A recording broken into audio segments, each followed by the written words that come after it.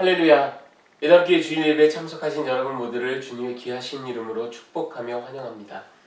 오늘 함께 나누실 말씀은 베드로전서 1장 1절 말씀입니다. 예수 그리스도의 사도 베드로는 본도, 갈라디아, 갑바도기아, 아시아와 비두니아에 흩어진 나그네.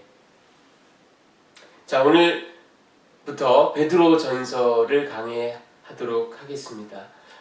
그 첫 번째 시간으로 1장 1절 정체성 위기라는 제목으로 말씀을 좀 나누겠습니다. 미치고 팔짝 뛸 노릇이네. 아주 억울한 일을 당했습니다. 자, 여러분 지금 보시는 사람은 에드워드 아넷 존슨이라는 미국 NBA 출신 그 프로농구 선수입니다.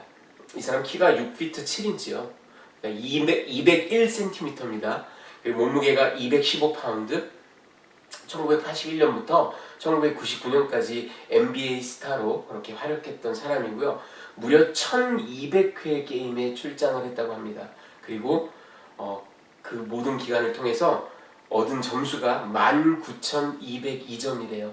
대단하죠? 그리고 리바운드가 4,832회, 어시스트가 2,550회. 아주 발군의 기량을 뽐냈던 그런 NBA 스타 선수입니다. 자, 이 사람이 은퇴를 하고 나서는요, 애리조나 피닉스에 거주하면서 방송인으로 또는 어린이들을 가르치고 또 연설자로 많은 곳에 초청을 받고 사회를 위해서 봉사하고 아주 그런 모범적인 시민으로 살아가고 있었습니다. 자, 이 사람이 2006년 8월 달에 정말 끔찍한 사고를 겪습니다. 자, 그 내용인즉슨요. 자, 지금 두 번째 보여드리는 사람은 에드워드 리 존슨입니다. 미들네임이 다르죠.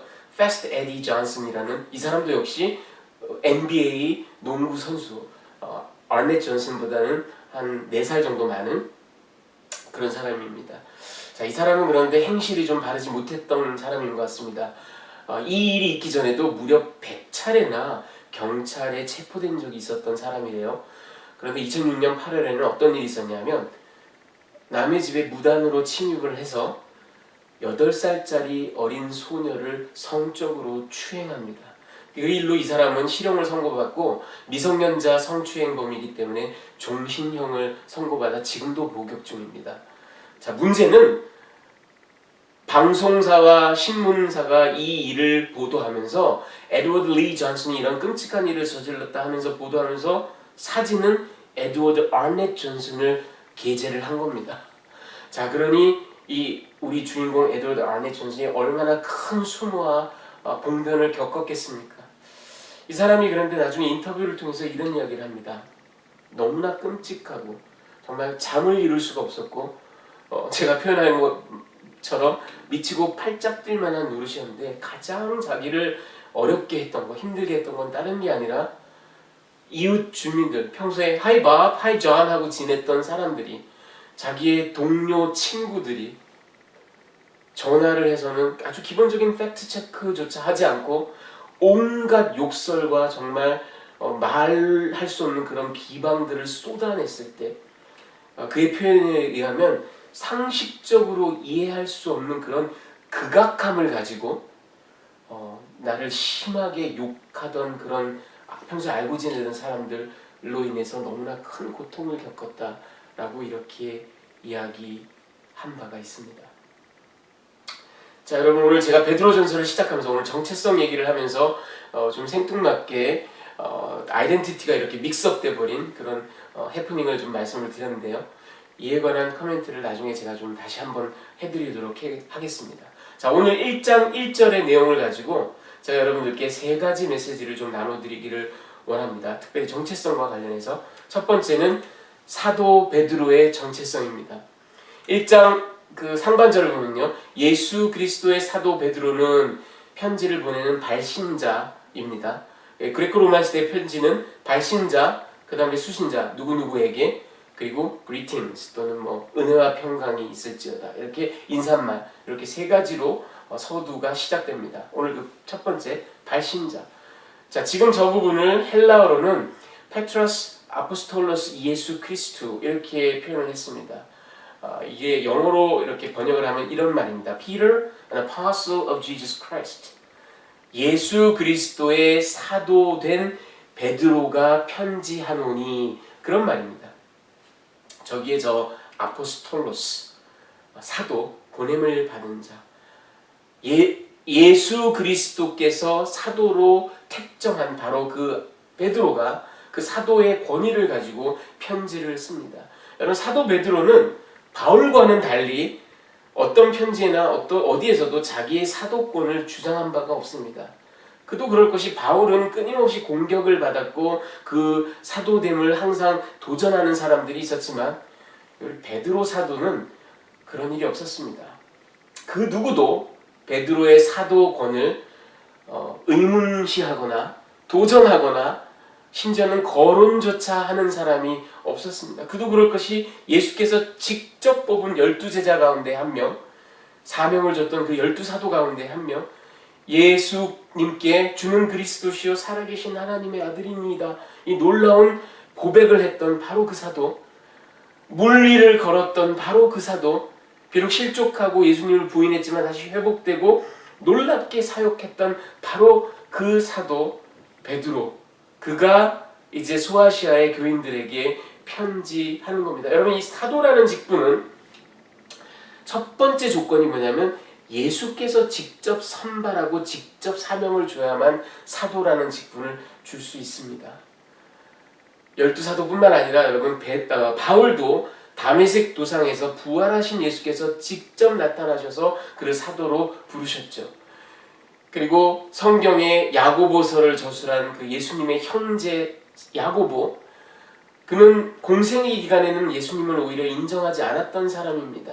하지만 부활하신 예수께서 야고보를 직접 만나셨죠. 그래서 그를 사도로 부르셨습니다. 이처럼 사도라는 직분은 예수께서 직접 부르셔서 사명을 맡기셔야 되는데 그 사명은 뭐냐면 복음을 전하고 교회를 세우고 교회를 치리할 뿐만 아니라 가장 중요하게는 성경을 기술할 그런 특별한 권위와 권한을 주신 그런 직분자가 바로 사도입니다.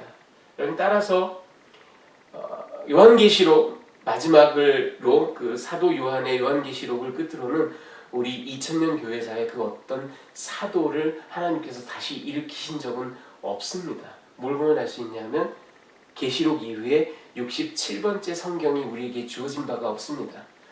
따라서 이 사도라는 직분은 성경시대와 더불어 종결이 된 그런 직분입니다. 자, 그 사도 베드로가 이제 편지를 합니다. 그러니 이 편지는 단순히 위로하고 권면하고 충고하는 교회의 어르신이 그렇게 하는 그런 말이 아니라 하나님의 권위를, 예수 그리스도를 통하여 주신 권위로 하나님의 말씀을 대언하는, 따라서 우리에게 규범적인 진리가 되는, 반드시 우리가 순종해야 되는 그런 성경 말씀이라는 형태로 우리에게 편지를 남겨주신, 물론 처음에는 소아시아의 교인들이었지만 오늘날 우리에게도 그렇게 말씀을 주신 그런 편지가 되겠습니다. 자, 두 번째로는 이 수신자, 편지를 받는 사람들의 정체성을 좀 볼까요? 자, 1장 1절의 그 하반절을 보면 본도, 갈라디아, 갑바도기아, 아시아와 비두니아에 흩어진 나그네들에게 편지하는 겁니다. 이게 수신자들이죠. 자, 여러분 이게 헬라어로는 에클렉토이스, 파레피데모이스, 디아스포라스 한 다음에 그 다음에 본도, 갈라디아, 갑바도기아 이렇게 쭉쭉 나갑니다. 이걸 이해하기 편하게 뭐 전치사 등을 이렇게 삽입을 해서 영어로 번역을 하면 이렇습니다. To God's elect, strangers, diaspora of 본도, 갈라디아 이렇게 쭉쭉 나가는 그런 형태입니다. 자, 여기 보면 뭘 차이점을 느끼십니까? 여러분 우리 한글 번역이 이런 면에서 좀 불완전한 측면이 있습니다. 뭐냐면 헬라어와 영어 같은 경우에는 그 제일 먼저 나오는 말이 에클렉토이스, 택정하심을 받은 자들 이런 말입니다. 그런데 표현이 우리 한글 성경에는 서두에 나오질 않아요. 2절 하반절 저 끝에 가보면 택정하심을 입은 자들 이런 말이 나옵니다. 그도 그럴 것이 여러분 우리 한국말은 어떻고 한 이런 수식어가 먼저 쫙 나온 다음에 누구는 이렇게 이제 주된 말이 나오는 경향이 있죠. 그래서 저 뒤에 가서 찾아야 됩니다. 하지만 헬라어 원어에는 그리고 영어 번역에는 선택하심을 받은 자들이 제일 먼저 나옵니다.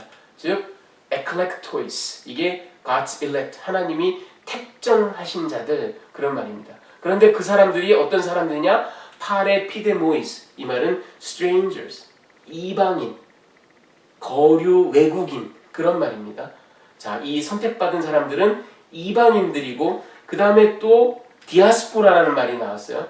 이 디아스포라라는 말은 주전 587년 그 바벨론의 포로 이후에 팔레스타인 땅 이외의 땅에 흩어져 살게 된 유대인들을 가리키는 말입니다.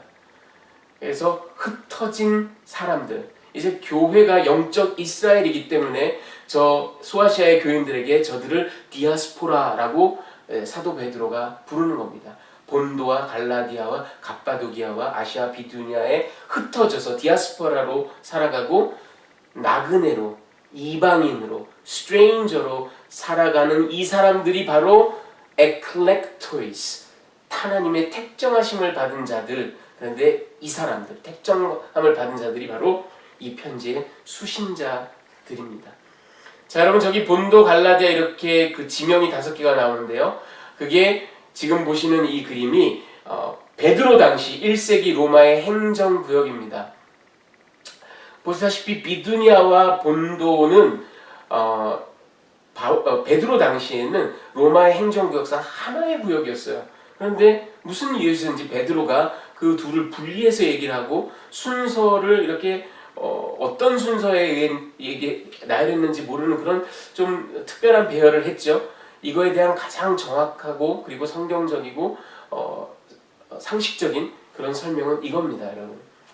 저 본도 지방의 제일 북쪽 이렇게 흑해 연안에 가보면요, 시노페라는 그런 도시가 있습니다. 지금 동그라미가 올라간 곳인데, 저 시노페에서 출발을 해서요, 시계 방향으로 원을 그리면서 아시아를 돌아서 비두니아로 이렇게 돌면 이 순서가 바로 본도, 갈라디아, 갑바도기아, 아시아, 그리고 비두니아로 다시 출발한 시노페 지역으로, 그러니까 풀 서클을 한번 쭉 그리게 되는 그런 모습입니다. 여러분, 이게 근거가 뭐냐면 실제로 이 베드로가 이 편지를 쓰기 한 70여 년 전에 헤롯 대제가요, 저 시노페라는 도시에서 출발해서 저 소아시아 지역을 바로 지금 제가 보여드린 이런 형태로 여행한 적이 있습니다. 그러니까 아마도 이 길을 따라 여행로가 있었을 것이고요.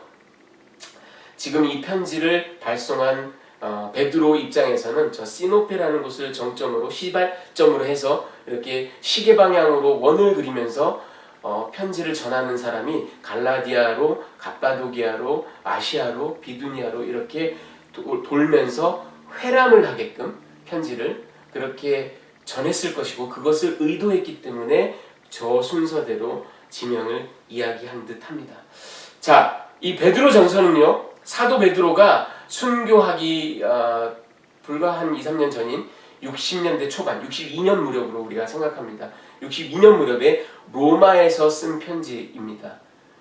그래서 저 소아시아, 오늘날 터키 지역이죠. 저 소아시아에 흩어져 살고 있는 기독교인들에게 쓴 편지입니다.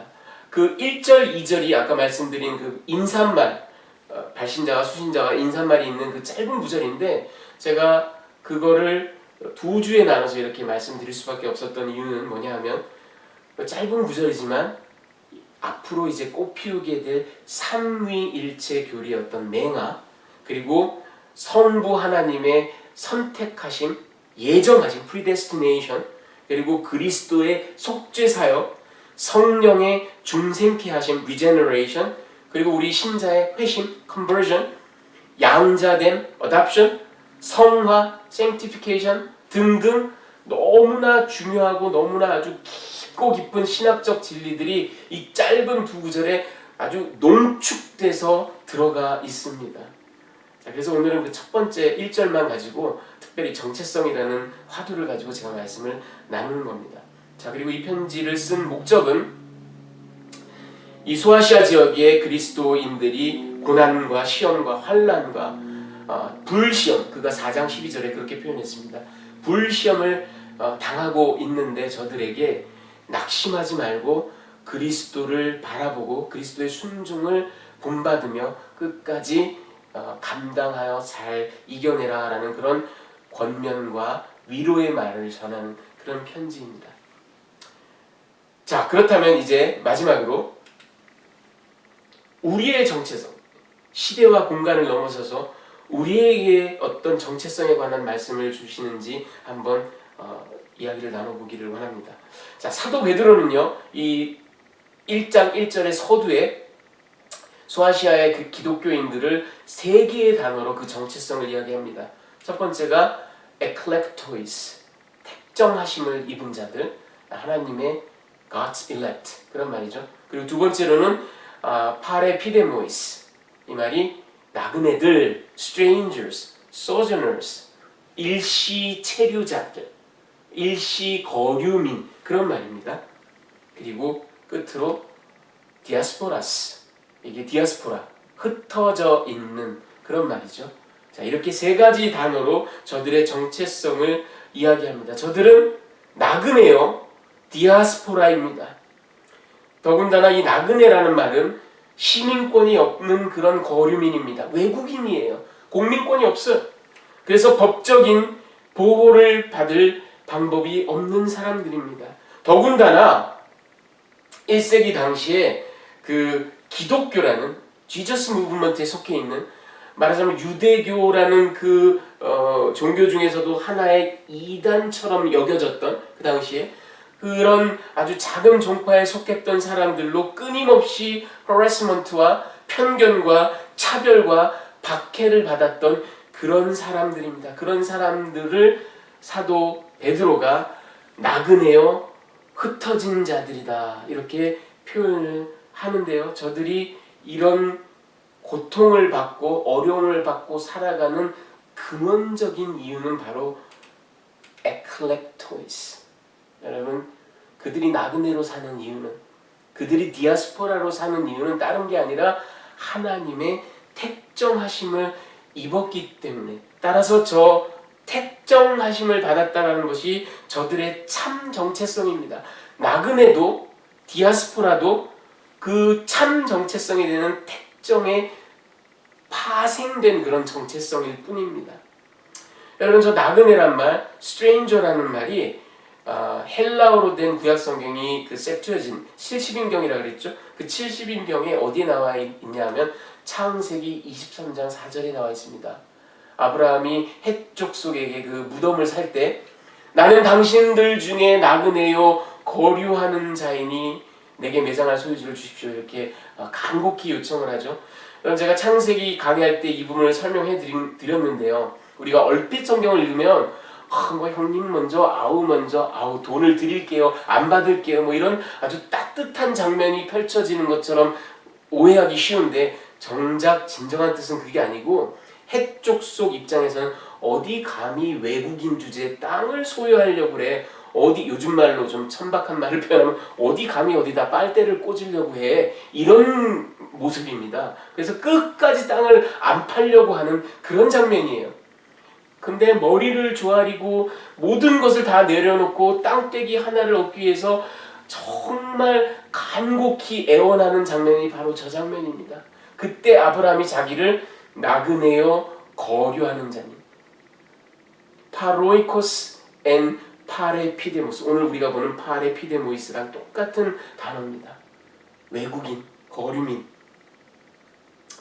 여러분, 그런데 이 아브라함이요, 헷 족속 틈에 살면서 이 가나안 땅에서 거류민으로, 외국인으로 아무런 권리도 없이 땅떼기 하나도 소유할 능력이, 허락을 받지 않으면 없는 그런 아주 불리한 입장에서 유리방랑하면서 그렇게 고통 속에 사는 이유는 다른 게 아니라 하나님께서 갈대아 우르에서 그를 택정하사 그를 뽑아내사 너는 복의 근원이 되어라 라는 하나님의 그 택정하심을 입은 것이 이유가 되어서 나그네로 살아가고 있는 겁니다.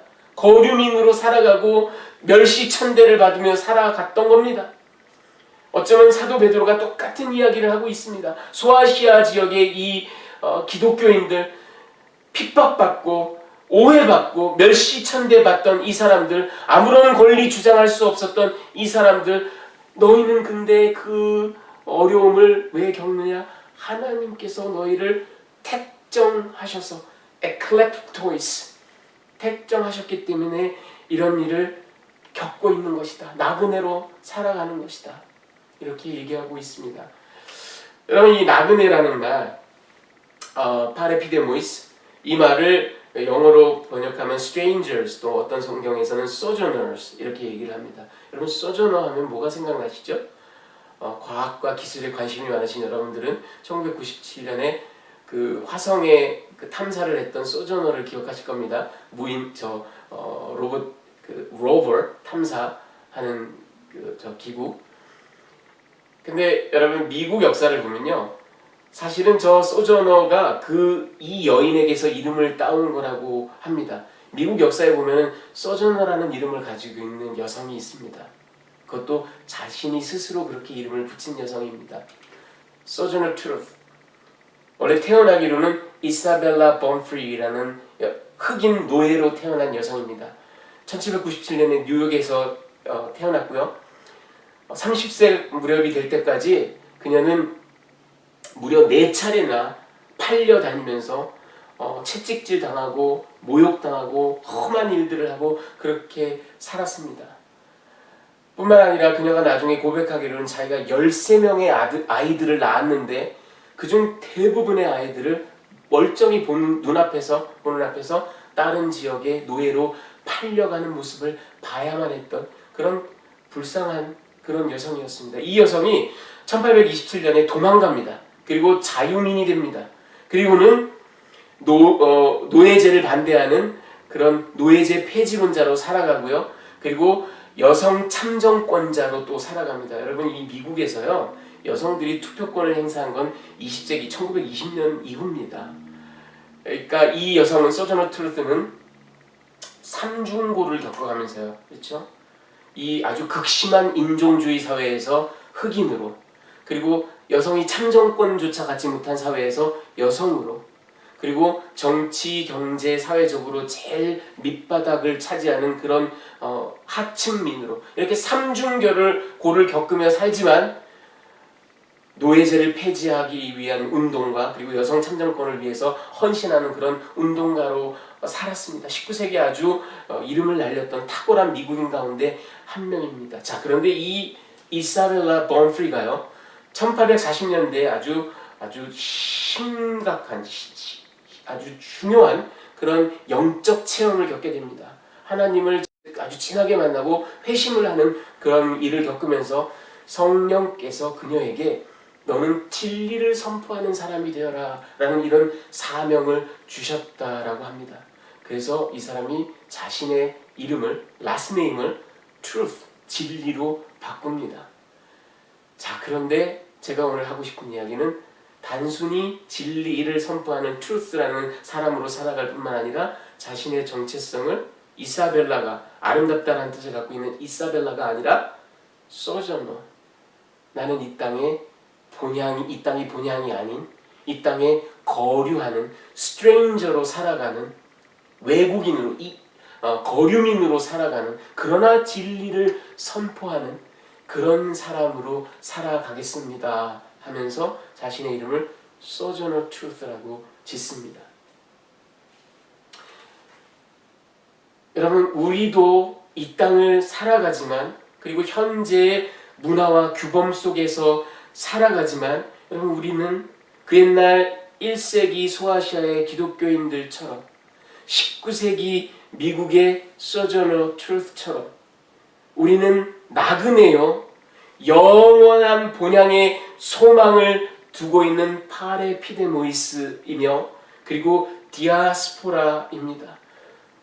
우리가 비록 예수 그리스도의 진리를 우리 마음에 담았고 진리를 선포하며 살아가는 사람들이긴 하지만 우리는 이 땅에서의 정체성은 나그네여 흩어진 백성입니다. 문제는 그런데 여러분, 이것이 우리의 부르심인데, 우리를 향한 하나님의 뜻인데 우리의 정체성이 모호해지거나 또는 혼란을 겪거나 심지어는 정체성 위기를 겪는 경우가 오늘날 현대교회에 안타깝지만 너무나 많은 것이 사실입니다. 오늘날 현대교회는, 현대교인들은 세상 사람들보다 더 세상적일 때가 많습니다. 자본주의 소비자들보다도 더 소비자다운 모습을 보일 때가 많습니다. 현실 정치인들보다도 더 정치적인 모습을 보일 때가 심지어는 교회에서도 많습니다. 세상 사람들과 다를 바 없이 부도덕하고 현세지향적이고 이익 추구적이며 부와 재산과 명예를 음란하게 우상숭배하며 살아가다가 일주일에 한 번 썬데이에 교회 와서 나는 기독교인입니다. 나는 하나님의 자녀입니다. 이러고는 또다시 세상과는 전혀 다를 바 없이 살아가는 모습을 보이는 그런 현대교회의 안타까운 모습들이 너무나 많은 것이 현실입니다. 게다가 여러분, 현대교회는 이 고통, 환난, suffering 이런 것을 부정적인 것, 비정상적인 것, 뭔가 옳지 못한 것 이렇게 그려내고 오히려 교회는, 성도는 승리를 구가하고 승승장구하고 남들보다 석세스풀하고 심지어는 남들보다 언제나 위에서 군림하고 주도하고 진두지휘하는 그런 모습이 더 이상적이다, 더 바람직하다 이렇게 그려내는 경향들이 있습니다. 하지만 여러분 잘 생각하셔야 됩니다. 우리의 부르심은 애초부터 예수에게로의 그 부르심은 그런 모습이 아니었습니다. 여러분 복음서를 보시면 예수께서 우리를 부르실 때 너희는 좁은 문으로 가고 좁은 길을 택해라.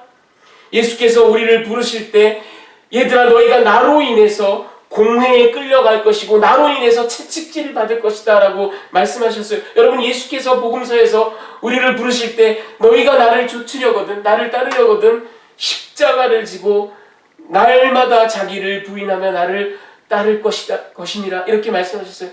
요한복음에서 예수께서는 세상이 나를 미워하니 너희도 미워할 것이다 라고 말씀하셨습니다. 여러분 기독교는 애초부터 그 부르심에 고난이 별책부록으로 따라 붙은 그런 부르심입니다. 여러분 현대교회에 아주 심각하게 결핍되어 있는 것을 제가 이 묵상을 하는 가운데 깨달은 게 하나 있습니다.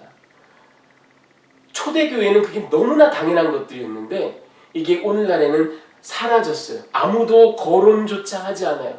그 정도가 아니라 만약 제가 이거를 실행을 하면 아마 모두가 떠날지도 모릅니다. 그만큼 사람들이 싫어하는 것이 됐어요. 하지만 우리 부르심의 본질적인 모습 가운데 하나가 오늘날 교회에 결손되어 있는 것이 있습니다. 그게 뭐냐면 여러분 우리가 예수를 영접하고 세례 또는 침례를 받고 교회 공동체에 가입할 때 여러분 교리문답 같은 것을 하게 되죠. 또는 몇 주 코스 이렇게 해서 침례 받기 전에 세례 받기 전에 성경 공부를 목사님과 같이 하기도 하고요. 때로는 침례 또는 세례를 받는 그날 회중들 앞에서 자신의 입술로 고백을 하기도 합니다. 그 신앙을 삼위일체 하나님을 믿는다라는 것, 예수님의 그 대속 사역을 믿는다라는 것, 예수께서 부활 승천하셨다라는 걸 믿는다라는 것, 성령께서 나에게 내주하시면서 나를 새롭게 하신다라는 걸 믿는다라는 것, 이 모든 것들을 이야기하죠. 고백합니다. 인정합니다. 목사님이 침례하는 그 순간에도 묻는 경우도 있고 그럴 때 아멘 할렐루야 대답하기도 합니다. 하지만 여러분 그 질의 응답의 맨 마지막 질문이 이거면 어떻겠습니까? 형제님 혹은 자매님, 당신은 이제 예수를 영접하고 이 모든 신앙의 내용들을 인정할 뿐만 아니라 이제 하나님의 자녀로 모든 영적 축복과 내세 영원한 생명을 선물로 받았습니다. 하지만 아울러 더불어 당신은 오늘 이후 이 땅을 살아가면서 예수를 믿기 때문에 예수의 이름으로 멸시, 천대, 오해, 핍박을 받으며 살아가야만 되는 존재라는 것을 아십니까? 여러분, 초대교회는 그게 너무나 당연한 얘기였어요. 그런데 오늘날 현대교회에서는 이런 것들이 사라졌습니다. 하지만 여러분, 지금 보시는 이분은 D.L. 무디라는 19세기 위대한 미국의 복음 설교자였습니다. 20세기에 빌리 그레함이 있었다면 19세기에는 D.L. 무디가 있었죠. 19세기에 영국의 찰스 스퍼전이 있었다면 미국에는 D.L. 무디가 있었죠. 이 D.L. 무디가 한 이야기를 한번 들어보십시오. 내가 처음 기독교인이 되었을 때 나는 내가 힘써 졌던 노를 보트 바닥에 내려놓고 물결을 따라 두둥실 떠다니면 되는 줄 알았다. 그러나 이내에 깨닫게 된 것은 내가 오히려 물살을 거슬러 미친 듯이 노를 저어가며 나아가야만 한다는 사실이었다.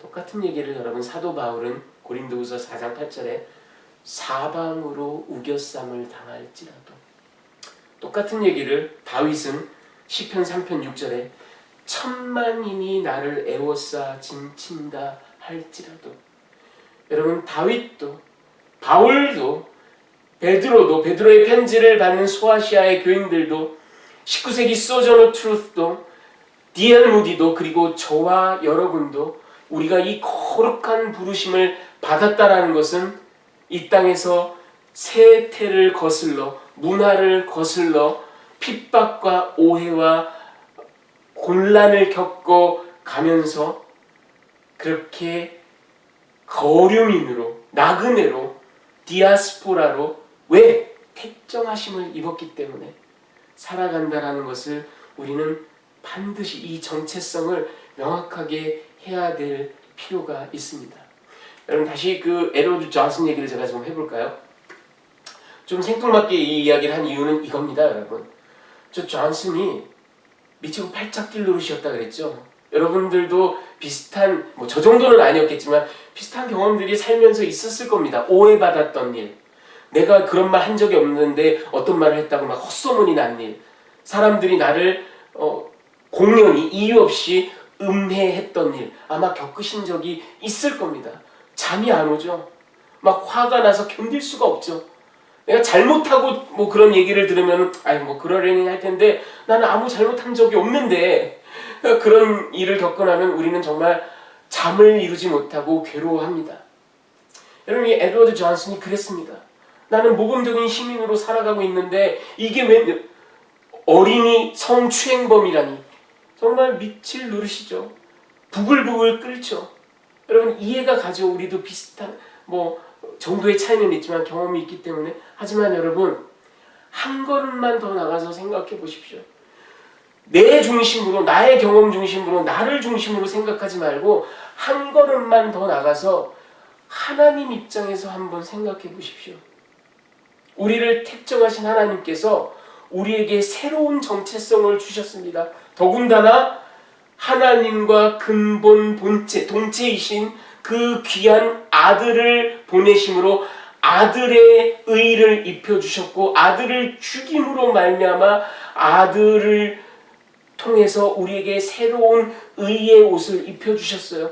그 정체성을 허락하셨습니다. 그런데 그 정체성은 진리를 담은 자요, 진리를 선포하는 자요, 이 땅에서는 나그네로, 흩어진 자로 환난과 핍박을 감내해 나가며 사는 존재입니다. 그런데 안타깝게도 우리는 그런 것들을 잊고 세상보다 더 세상답게 더욱더 성공을 지향하고, 더욱더 물질과 부를 지향하고, 오히려 군림하고 명령하고 남들을 힘들게 하고 아프게 하면서 이득을 추구하면서 살아가는 모습들이 오늘날 현대 기독교 신자들에게 얼마나 많은지 모릅니다. 그렇다면 그 정체성이 뒤바뀌어 있는 우리를 바라보시는 하나님의 마음은 얼마나 아프시겠습니까?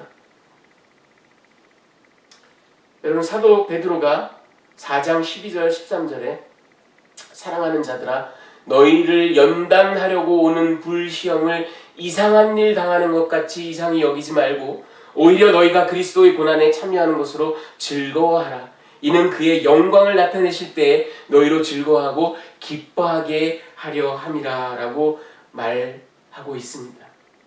그렇습니다, 여러분. 하나도 이상할 게 없습니다.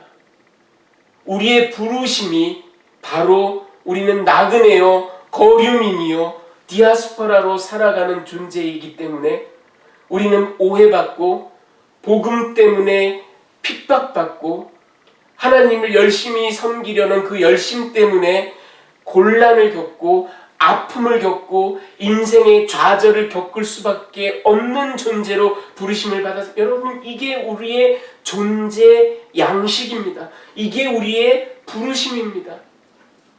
그런데 그 부르심을 뒤로하고 세상을 쫓아가면 되겠습니까?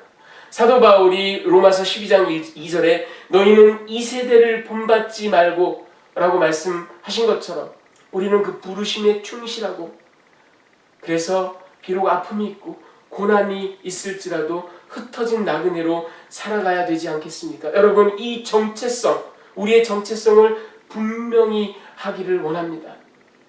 여러분, 그래서 여러분들께 위로의 말씀을 전합니다. 여러분, 하나도 이상한 게 아닙니다.